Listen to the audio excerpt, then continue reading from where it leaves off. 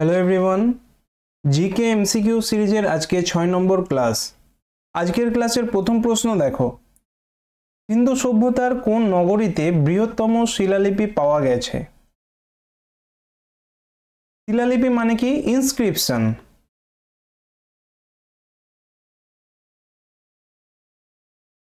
তাহলে largest inscription পাওয়া গেছে ধোলাবিরাতে। ধোলাবিরা কোন রাজ্যে অবস্থিত? গুজরাট। আর কোন নদীর তীরে অবস্থিত এটাও জেনে রাখো, লুনি নদী। এটাও বিগত বছরের একটা প্রশ্ন যে নিচের কোন সিটি লুনি নদীর তীরে অবস্থিত? উত্তর কি হবে? ধোলাবিরা। ধোলাবিরা থেকে আরো একটা ইম্পর্টেন্ট পয়েন্ট মনে রাখবে যে এই নগরীটি 3টে পার্টে বিভক্ত ছিল।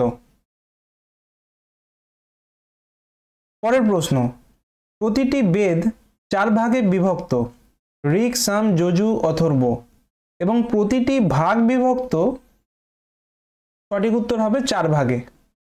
অর্থাৎ এই যে 4টে বেদ আছে, ঋক, সাম, যজু, অথর্ব, এরা আবার প্রত্যেকে 4 ভাগে বিভক্ত। এগুলো কি কি? সংহিতা, ব্রাহ্মণ, আরণ্যক, উপনিষদ। কোন কংগ্রেস অধিবেশনে পূর্ণ স্বাধীনতার দাবি প্রথম উত্থাপিত হয়? সঠিক উত্তর হবে কংগ্রেসের লাহোর অধিবেশনে। কত সালে হয়েছিল? 1929 সাল। সভাপতি কে ছিলেন? প্রেসিডেন্ট জওহরলাল নেহেরু। এই অধিবেশনে জানানো হয় যে এর পরের বছর থেকে অর্থাৎ 1930 সাল থেকে 26শে জানুয়ারি কংগ্রেস স্বাধীনতা দিবস পালন করবে। সেজন্যই 1950 সালে যখন সংবিধান লাগু হয় 26শে জানুয়ারি দিনটাকে রিপাবলিক ডে হিসাবে পালন করার সিদ্ধান্ত নেওয়া হয়। ভারতের সঙ্গে নিম্নের কোন প্রতিবেশী দেশের সীমান্ত রেখা সর্বাধিক? সঠিক উত্তর হবে বাংলাদেশ। কত কিমি সেটাও জেনে রাখো, অ্যারাউন্ড 4096 কিমি। ভারতের টোটাল প্রতিবেশী দেশের সংখ্যা কত? গত বছরের এমটিএস এর প্রশ্ন, 9টা। কি কি জানতে হলে ভারতের ছবিটা গুগল করবে এবং ভালো করে দেখবে। পশ্চিমবঙ্গের সঙ্গে কতগুলো দেশের সীমান্ত রেখা রয়েছে? 3টে, নেপাল, ভুটান, বাংলাদেশ। ভারতীয় সংবিধানে উল্লেখিত মৌলিক অধিকারগুলি নিম্নলিখিত কোন রাষ্ট্র থেকে গৃহীত হয়েছে? মৌলিক অধিকার মানে ফান্ডামেন্টাল রাইট কোন পার্টে আছে? 3 নম্বর অধ্যায়। আর আর্টিকেলগুলো কত? 12 থেকে 35। আর এই মৌলিক অধিকারের ধারণা আমেরিকা থেকে নেওয়া হয়েছে। আরেকটা হয় ফান্ডামেন্টাল ডিউটি, মৌলিক কর্তব্য, সেটা নেওয়া হয়েছে রাশিয়া থেকে। কেন্দ্রীয় সাধারণ বাজেট কোন মাসে পেশ করা হয়? সঠিক উত্তর হবে ফেব্রুয়ারি।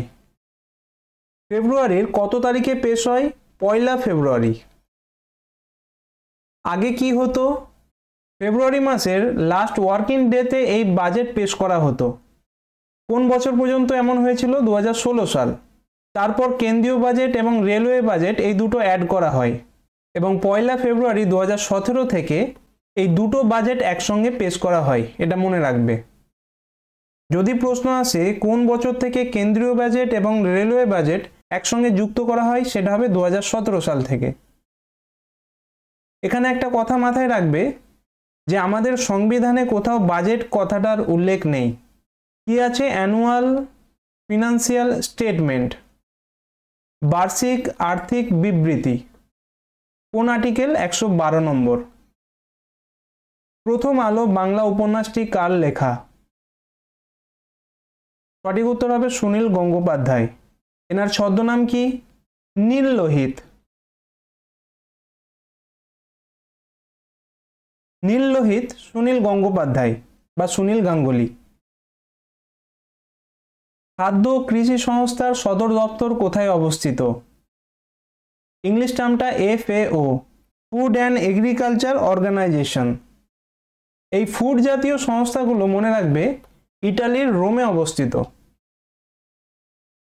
আরেকটা হয় world food programme, WFP, world food programme কোথায় অবস্থিত? রোমে।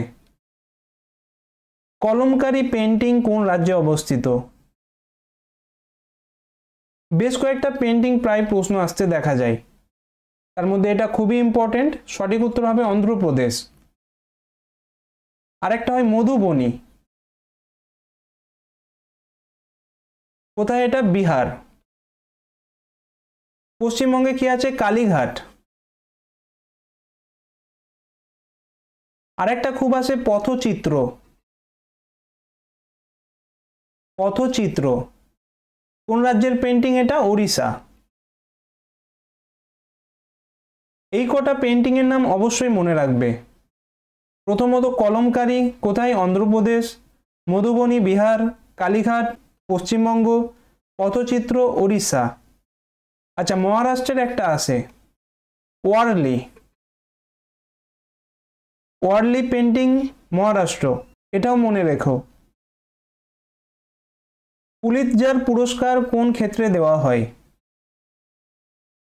সঠিক উত্তর হবে সাহিত্য ও সাংবাদিকতা। কোন দেশ এই পুরস্কার প্রদান করে? আমেরিকা। আমেরিকার কলম্বিয়া ইউনিভার্সিটি। তাহলে আমেরিকার কলম্বিয়া ইউনিভার্সিটি থেকে এই পুলিৎজার পুরস্কারটা দেওয়া হয়। একটা নাম মনে রেখো, গোবিন্দ বিহারী লাল। গোবিন্দ বিহারী লাল ইনি হচ্ছেন প্রথম ইন্ডিয়ান যিনি এই পুলিৎজার পুরস্কার পেয়েছিলেন। কত সালে? 1937। তাহলে এই প্রশ্ন থেকে তোমরা কি কি জানলে? যে পুলিৎজার পুরস্কার কোন ক্ষেত্রে দেওয়া হয়? সাহিত্য এবং সাংবাদিকতা। কোন দেশ থেকে দেওয়া হয়? ইউএসএ বা আমেরিকা, আমেরিকার কলম্বিয়া ইউনিভার্সিটি। আর গোবিন্দ বিহারী লাল ইনি হচ্ছেন প্রথম ভারতীয় যিনি পুলিৎজার পুরস্কার পেয়েছেন। ঠিক আছে, নেক্সট ক্লাসে আরও কিছু ইম্পর্টেন্ট জিকে নিয়ে আলোচনা করব। Thank you.